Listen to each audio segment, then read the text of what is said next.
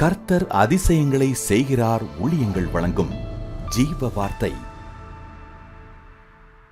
இந்த நாளிலும் கர்த்தருடைய ஊழியக்காரன் உங்களை வாழ்த்துகிறேன். கர்த்தர் நல்லவர், இயேசப்பா பெரியவர். இந்த புதிய நாளில் புதிய காரியத்தை செய்ய போகிறார். சோர்ந்து போகாதீங்க, நம்பிக்கை இழந்து போகாதீங்க. உங்களுக்கு அனுகூலம் உண்டாகும். கர்த்தர் நல்ல காரியங்களை செய்வார், புது வாசல்களை திறப்பார்.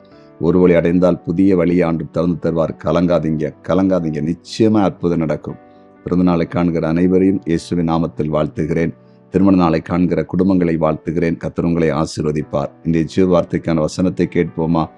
2 நாளாகவும் 15 அதிகாரம் 15 வசனம். இந்த ஆணைக்காக யூதா ஜனங்கள் யாவரும் சந்தோஷப்பட்டார்கள்.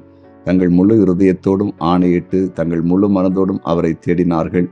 கர்த்தர் அவர்களுக்கு வெளிப்பட்டு சுற்றுப்புறத்தாரால் யுத்தமில்லாதபடிக்கு அவர்களை இளைப்பாற பண்ணினார். பாருங்க, அதாவது சுற்றுப்புறத்தாரால் யுத்தமில்லாதபடி அவர்களை இளைப்பாற பண்ணினார். இன்றைய ஜீவ வார்த்தையின் தலைப்பு யுத்தம் இல்லாமல் செய்வார். பாருங்கள், ஆண்டவர் யுத்தம் இல்லாதபடிக்கு அவர் அற்புதம் செய்ய போகிறார். யுத்தம் இல்லாதபடி பண்ணுவாராம். கர்த்தருடைய ஜனங்கள் ஆண்டவரை முழு மனசா தேடும் பொழுது யுத்தம் இல்லாத ஒரு சூழ்நிலையை கர்த்தர் அப்படி உருவாக்கினார். யுத்தமே இல்லை, மற்றவங்களால எந்த பிரச்சனையும் இல்லை, சண்டைக்கு வர்றதுக்கு ஆள் இல்லை, இவங்களுக்கு தீங்கு செய்வதற்கு ஆள் இல்லை. அப்படிப்பட்ட ஒரு சூழ்நிலையை கர்த்தர் உருவாக்கிட்டாராம். இன்றைக்கு ஆண்டு உங்களோடு பேசி கொண்டிருக்கிறார்.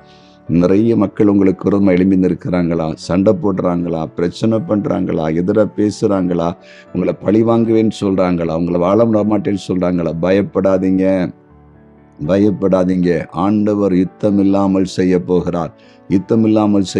நீங்கள் செய்ய வேண்டிய ஒரே ஒரு காரியம், ஏசப்பாவை தேடுங்க, வேதத்தை வாசிங்க, முழங்கால் பண்ணிட்டு ஜெபிங்க, ஒரு நல்ல ஆலயத்துக்கு போங்க, அங்க போதிக்கப்படுகிற வசனத்தை கேளுங்க, அந்த வசனத்தின்படி நடக்க முயற்சி பண்ணுங்க, 4 பேருக்கு நன்மை செய்ய முயற்சி பண்ணுங்க. உங்க சூழ்நிலையை கர்த்தர் மாற்றி அமைப்பார்.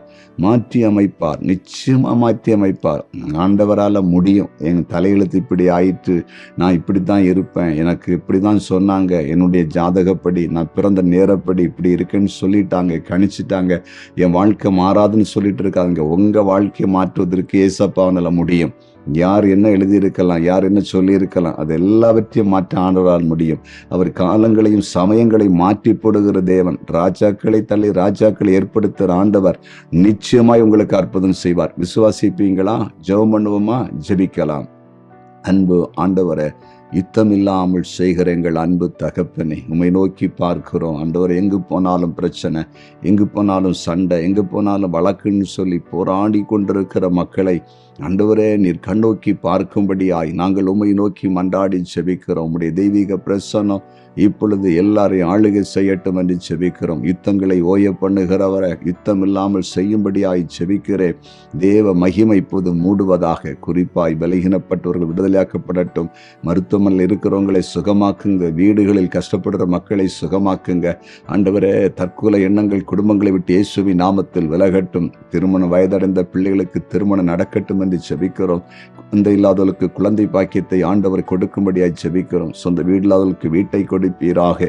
ஆண்டவரே, இன்டர்வியூ அட்டன் பண்ணி வேலை கிடைக்காமல் கலங்கி கொண்டிருக்கிற உடைய ஜனங்களுக்கு வேலை நீர் கொடுக்கும்படியா நாங்கள் ஜெபிக்கிறோம். வியாபாரத்தில் தொழில எவ்வளவு பணத்தை போட்டாலும் அந்த பணத்தை எடுக்க முடியாமல் திணறிக் கொண்டிருக்கிறவர்களுக்கு அற்புதங்கள் நடக்கட்டும். இன்றோடு அந்த பிரச்சனை முடிந்து உடைய பிள்ளைகளுக்கு ஆசீர்வாதம் உண்டாகட்டும் என்று ஜெபிக்கிறேன். கர்த்தருக்கு ஊழிய செய்கிற அத்தனை குடும்பங்களிலும் தேவ பிரசன்னம் வெளிப்படட்டும். ஊழியங்களை கர்த்தர் மேன்மைப்படுத்தும்படியாய் ஜெபிக்கிறோம். ஜெபத்தை கேட்டீர், அதற்காய் ஸ்தோத்திரம். இயேசுவின் நாமத்தில் பிதாவே, ஆமேன்.